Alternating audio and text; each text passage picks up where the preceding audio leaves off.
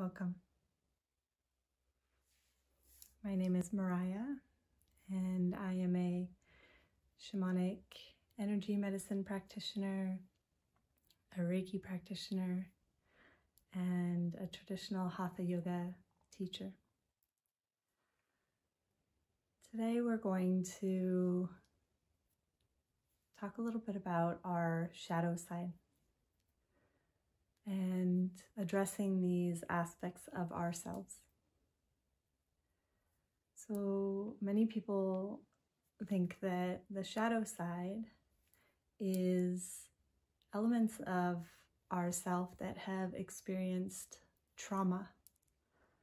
So aspects that we know about. Maybe a big trauma happened at some point in your life. And although we tend to have that emotional baggage, the shadow side from a shamanic perspective goes much deeper than that. The shadow side is essentially all that we don't know and can't see about ourselves. All that we don't know and we can't see about ourselves. So this is deeper than any element that we may know about. This is what we don't even know about. And oftentimes, this is driving our subconscious behavior in the form of programming and basically our thoughts and actions operating on autopilot. So destructive thoughts that in turn manifest your reality. So how do we address that shadow side?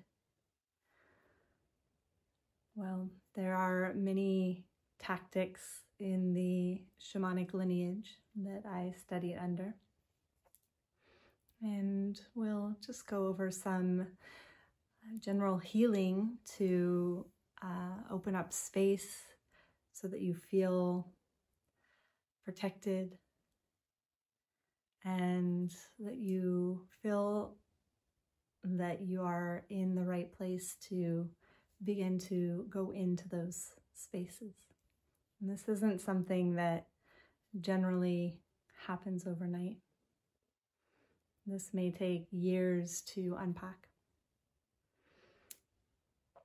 So we'll start today with the Mahamrityunjaya mantra.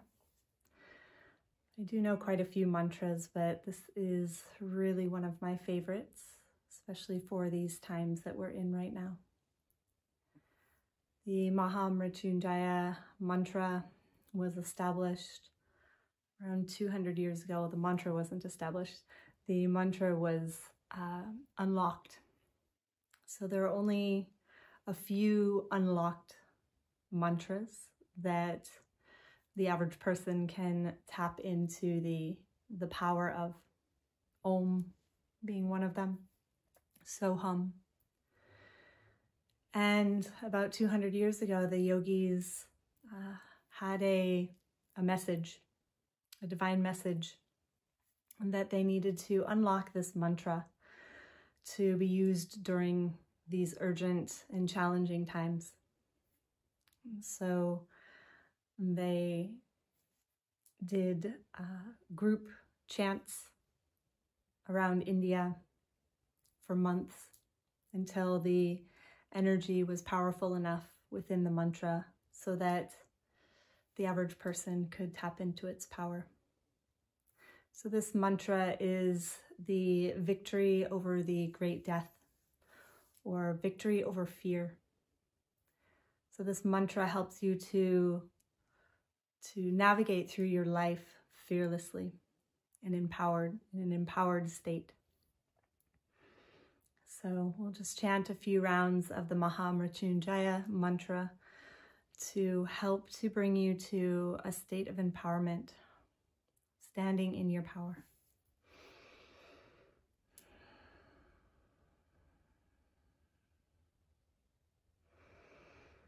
Om Triambakam Triambakam yajamahe, Sugandim pushtivardhanam, Urvarukamiva bandhinan, Mrityor mukshya mamritat. Om Triambakam yajamahe, Sugandim pushtivardhanam, Urvarukamiva bandhinan, Mrityor mukshya mamritat. Om Triambakam yajamahe, Sugandim pushtivardhanam, Urvarukamiva bandhinan, Mrityor mukshya mamritat.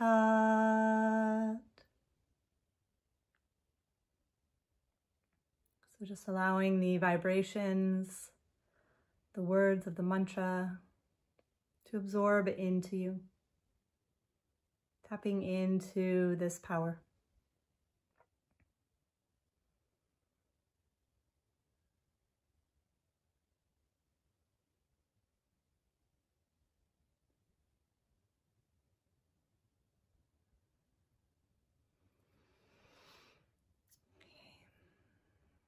We're going to light some copal.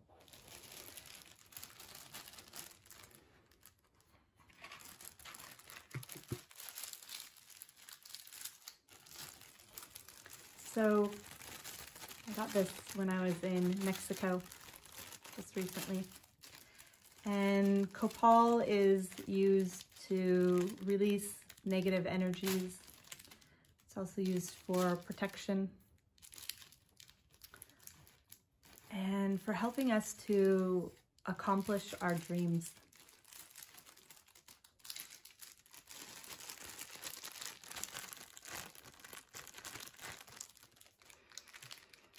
And if you have never smelled copal before, it usually either comes in an incense stick or as resin. It has such a unique smell to it. And to me, it just smells like ceremony and healing. So we'll go ahead and light our copal.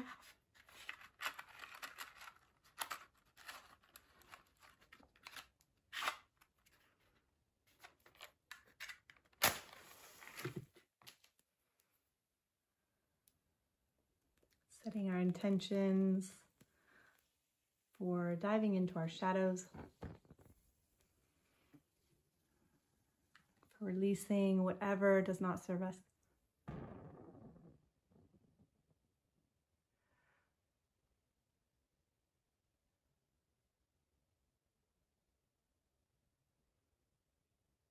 The element of fire to burn impurities,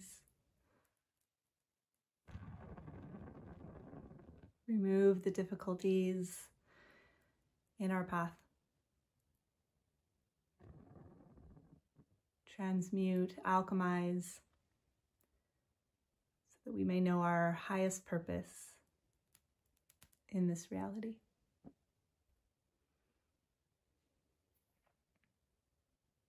So just using the copal as a smoke cleanse to clear any impurities in your energetic field.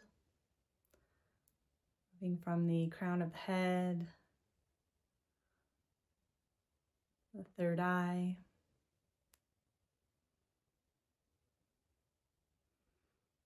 the throat, your voice, how you show up in the world, how you communicate and express yourself, the heart, our capacity to love and be loved. And the solar plexus, our ego, our sense of confidence. And the sacral chakra, the sacrum 2 inches below the navel. All of our creativity, our reproductive organs, our capacity for creating life. And the root chakra, sense of security, survival, our true connection to earth and to this human existence.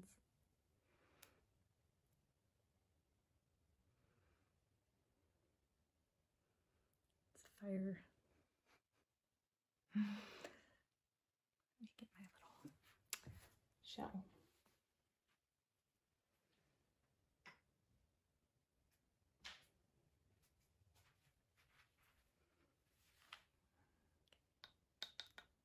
A lot of fire going on with this one today.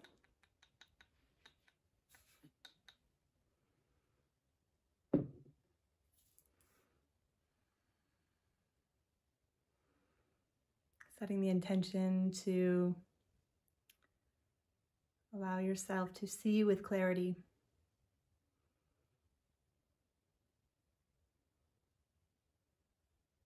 To release what is not needed anymore.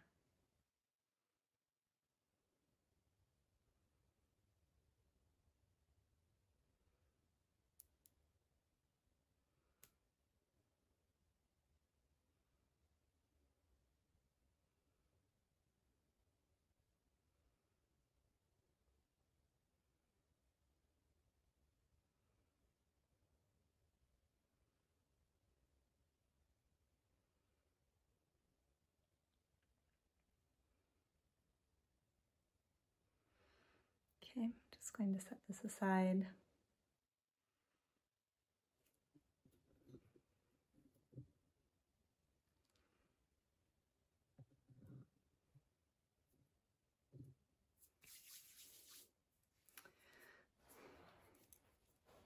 So I went and picked some rosemary from my garden. And this is a plant that I've had for many years. And of course, I went to the plant and asked if I could take a cutting with all due respect to be used in healing and ceremony space. So I really want to make a bundle, a smudging bundle. So wrap it up and let it dry, and then I can light it and use it for a smoke cleanse. But couldn't find any string, so I will have to procure some string. So this is the rosemary bundle.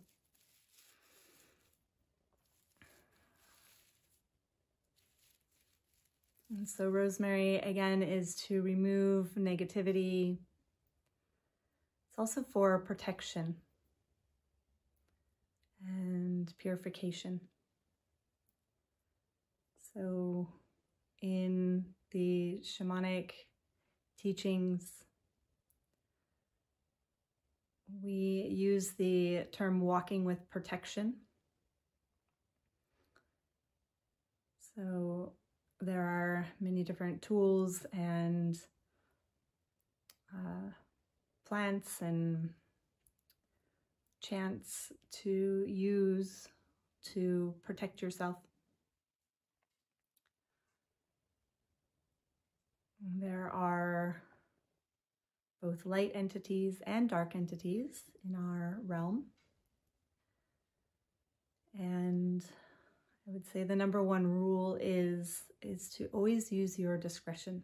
Be careful who you give your energy to. So if you've ever called yourself an empath, where you can feel other people's emotions, feel other people's energy, in a sense, it's a lack of protection. So you are giving your energy instead of keeping it. You are sending your energy out to others based on their actions, their thoughts, their words. And instead of being your own source of energy.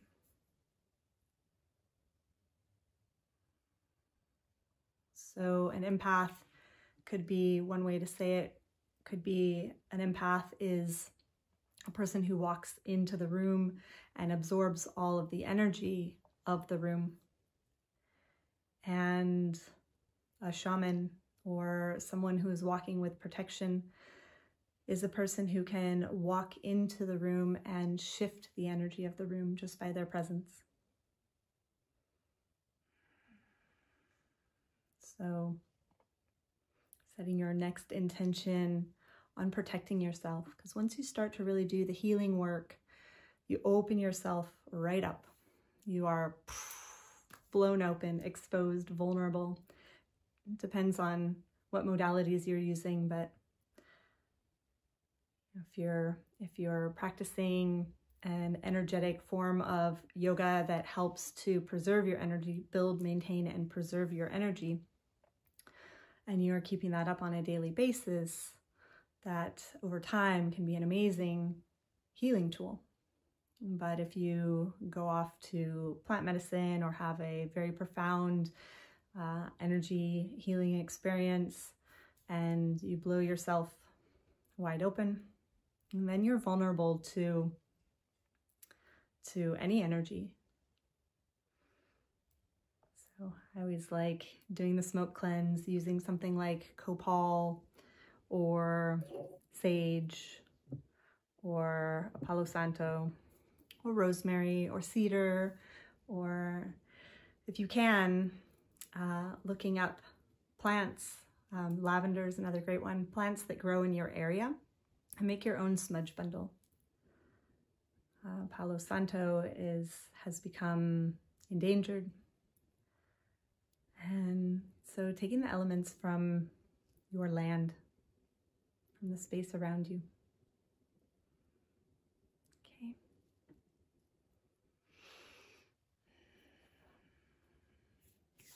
All right. And we're just gonna call in a spirit animal today. So this is serpent.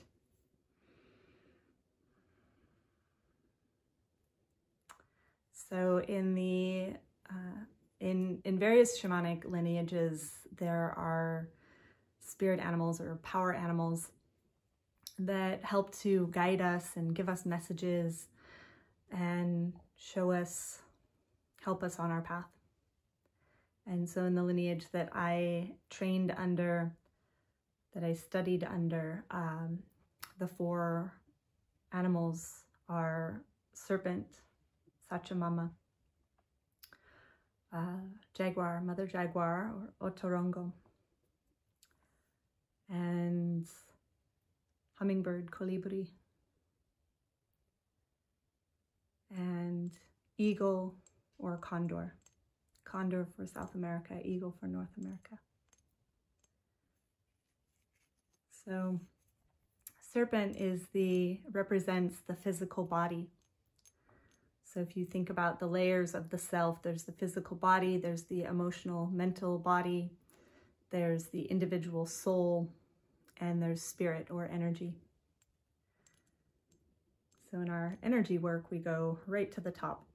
We tap into eagle, condor, and it solves all the issues from the emotional level and the physical level.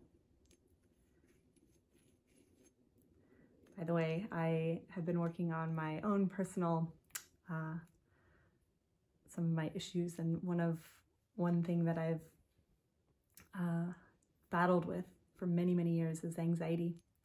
And so I've been a chronic nail biter. Something shifted recently, and I can't even tell you in words what it was, but I have nails now. So it's very exciting. Nothing fancy, but it's something, and it's a sign. So serpent represents the body, and it teaches us to shed the past as we shed our skin, and to be in direct connection with earth, with Pachamama, as the serpent lays on the earth with its belly. And so serpent for healing, tapping into the energy of serpent for ultimate healing.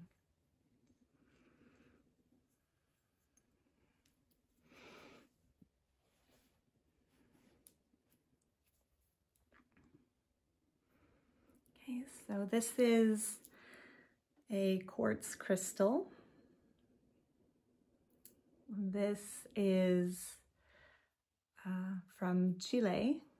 When I was in South America, I hiked to the top of a quartz crystal field, kind of a cave, and just giant rocks. This was at the very top of a mountain. Took about 6 hours round trip to go up and back. And so I asked the mountain kindly if I could take some crystals with me for use in my healing work. And it's a long trek down with a backpack full of crystals. So I didn't take too many. So just focusing your attention on the energy of the crystal. I'm going to ask you to reflect. Bring into your mind someone that you don't care for. It's one person. Could be someone you know, could be someone in the media that just rubs you the wrong way every time you see them, think of them, hear their voice. So just take a moment to tap into that person, feel their energy, and then I invite you to come up with words that describe why it is that you don't care for them. So what is it about them? Are they judgmental? Are they unkind or short-tempered, or maybe they're not punctual, whatever it is. So just imagining a few things without getting emotional about it, a few things about that person. You need to write them down. You can pause and take a moment or two to actually go deep into this and write this down. This is a really great exercise that I love to share with regard to shadow work. Okay. Now go ahead and release any negative feelings, thoughts, emotions towards that person. Just let it go, set it aside.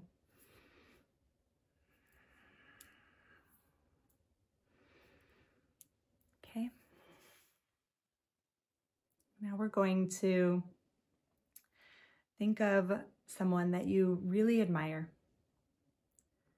someone that you are maybe even almost envious of, that you hold in really high regard. Again, this could be someone you know, or it could be someone out in the world, dead or alive, anybody. Just tapping into their energy. Feeling what it is that makes them so special to you.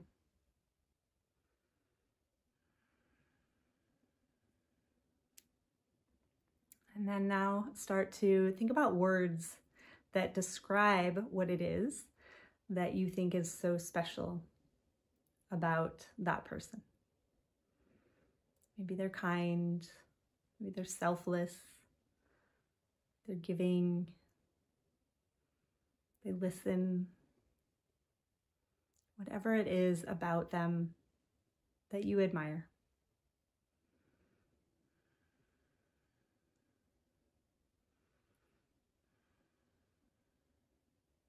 Okay, again, if you want to write these down, feel free.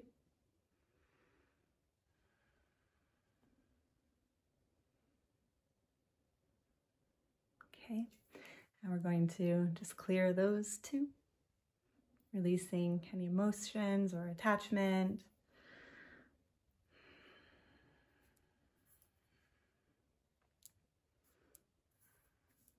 Okay, so I will tell you something. all of the things that you came up with for the person that you don't care for, and all of the things that you came up with about the person that you admire are elements of your shadow side. So the only reason that you are able to see these characteristics of the other person is because they're within you. They're holding up a mirror. So some people are like, oh, aha. And I've had other people really kind of just question it because they just can't, like, the shadow is so deep within them that they can't possibly see it or fathom it. But I'm here to tell you that they are in you. These elements are within you. So on the more negative side, maybe those things that you came up with about the person you don't care for, maybe you really are disgusted to hear that, perhaps. But with the person that you admire, I always love that one because it's almost like a silver lining. It's a little light at the end of the tunnel. Because if you feel like you would just love to be that person or be like that person, that's what's amazing, is that you can, because that's in you. And the biggest challenge is going to be releasing the negative aspects of yourself. And once those negative aspects are cleared, then it's going to be easier for you to move into the positive shadows, the positive aspects. So if we relate shadows to darkness, darkness essentially means it's ignorance, it's lack of knowledge, lack of information. So fear is one of the underlying themes of shadow side, shadow work. Death, which is why we did Mahamrityunjaya, victory over the great death, or over fear. And when you shine a light on those shadows, you're bringing light and information.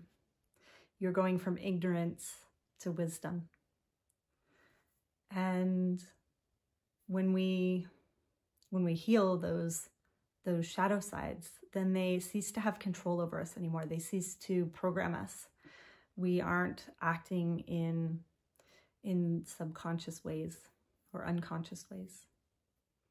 So I'm sure we all have times when we're like, why did I even act like that? That just wasn't me. Didn't feel like me. That was just part of the shadow programming. So the first step is awareness, is moving from ignorance that the shadows even exist or that these are a part of you, to at least seeing them. And once you can see them, even if you're not proud of them or fond of them or want them to even be any part of your life, you can at least acknowledge so that you can do the work.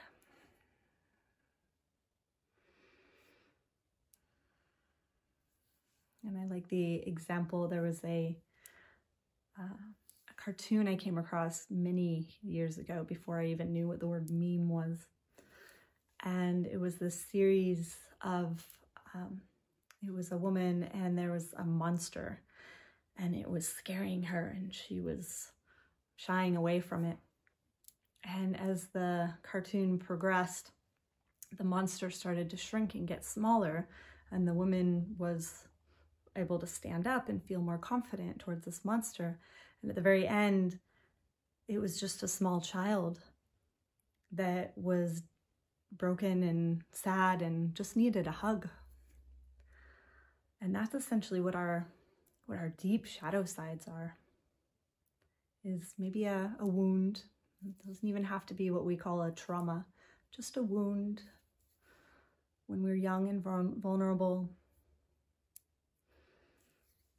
And once you give that child version of yourself a hug and let them know that they're loved and they're safe and they're protected, then it ceases to be the big scary monster anymore.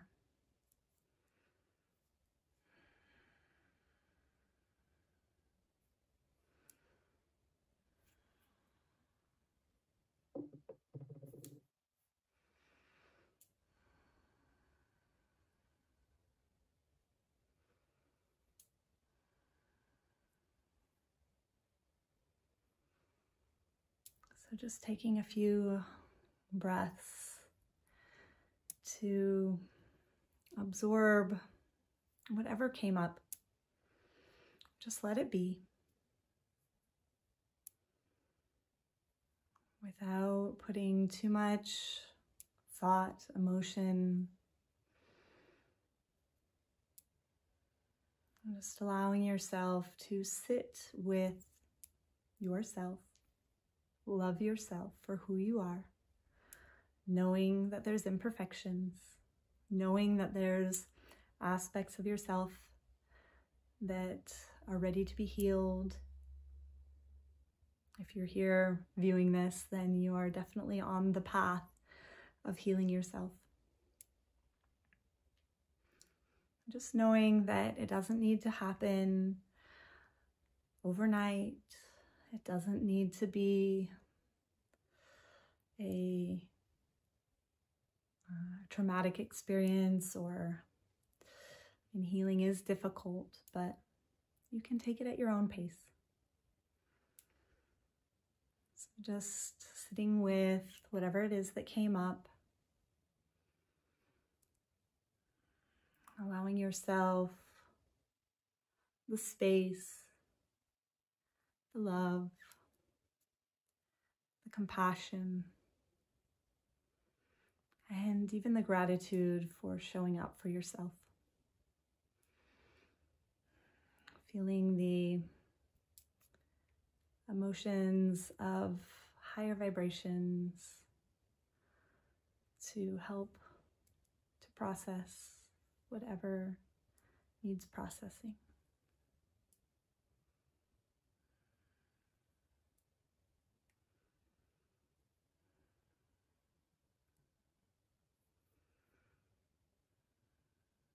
Just taking a few deep breaths, releasing out the mouth.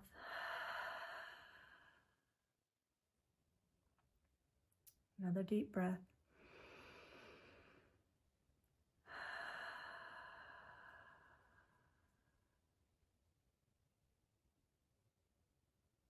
Knowing that the easiest thing you can do is to take moments like these to calm the mind, calm the nervous system. Maybe if you have a meditation practice, especially a yoga practice, to connect with your physical body. Maybe it's Tai Chi. Maybe it's going for a walk in nature, taking your shoes off, grounding into the earth, going for a swim. Just listening to your heart, whatever you need. It keeps you in that space of openness, of acceptance of yourself, state of calm, and also, again, being aware of protecting yourself on this journey, being aware of who and what you give your energy to.